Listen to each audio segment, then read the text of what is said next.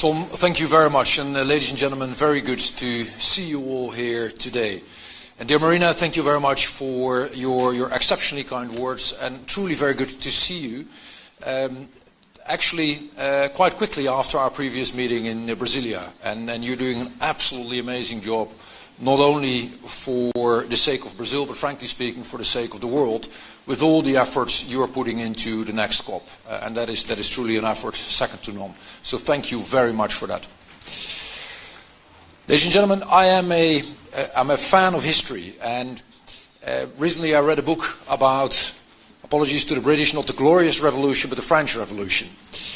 And it is interesting because this piece was actually highlighting what was happening at the time. We're talking about 1788 in terms of droughts, in terms of scarcity of resources, and in terms of food prices going up. Actually, food prices were on the verge or on the eve of the French Revolution, taking roughly half of households' budgets because of the droughts and because of the way the harvests had gone. And every statistician will tell you that causality is something else than correlation, and every historian will tell you that there are always multiple factors at hand. So I'm the first to acknowledge that the story about the French Revolution is way more complex than just one factor, and probably this was only one of the smaller ones. And yet, at the same time, if you look at history of mankind, you will find that scarcity and fights over resources have always been part of human experience. And if you then would add climate change, and you would add, that temperatures will continue to rise, you will find it likely that unfortunately we'll see more pressure on the international system. You will see more friction over resources and changes that are shaping the world of today. And as a matter of fact, even if you would look at today, you would already find that. You would see that with the ice in the Arctic melting, that is changing the geopolitical balance, and particularly the assertiveness of Russia vis-à-vis some of our partners in the high up north.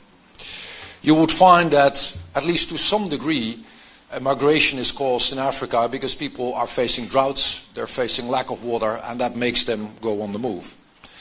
And of course, much closer to home, you will find that the number of floods, the number of droughts have gone up dramatically, affecting people all over the world, but certainly also in Europe. And just to give you one number that I always find intimidating, when the world is heating up with 1.5 degrees, Europe is actually heating up with 3 degrees. And that number is not evenly distributed. So some might actually have significantly more in terms of an increase than those 3 degrees Celsius. And we all see what the dramatic impact of such an increase is, right, in terms of droughts and in terms of floodings.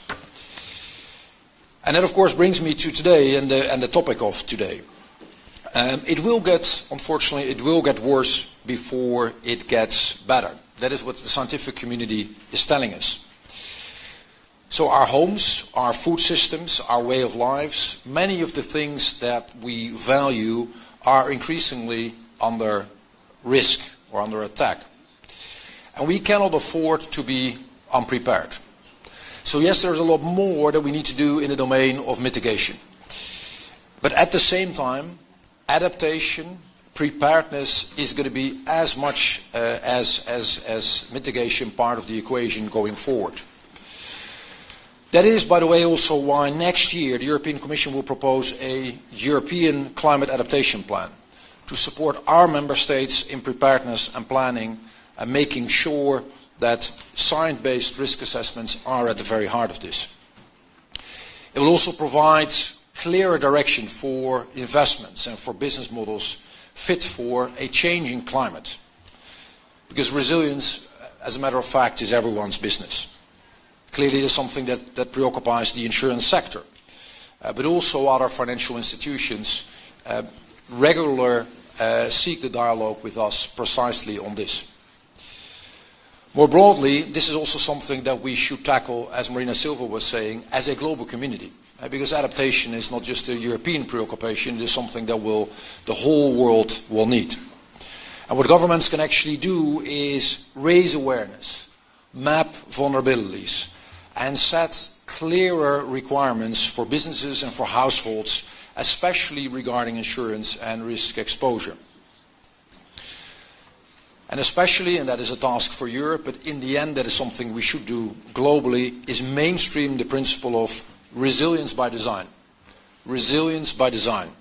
Making sure that you bake this into your policy making. And that is not obvious, right? That is not obvious. It's not something, unfortunately, that we have been doing in the last couple of decades. So that truly changes the mindset and the approach, or it should change the mindset and the approach of our governments. A lot has to be done. A lot has already been done. Again, both in the domain of mitigation and adaptation. We will have a huge quest ahead of us, but with so many friends in the audience and so many great brains here available, I'm actually sure that we can manage this problem and we can push forward the boundary of adaptation, of resilience, and getting the financing that we need. Thank you very much for being here.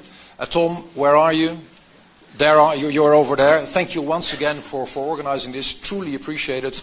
And let's make this conference into a huge success. I'm very much looking forward already to next year. Thank you.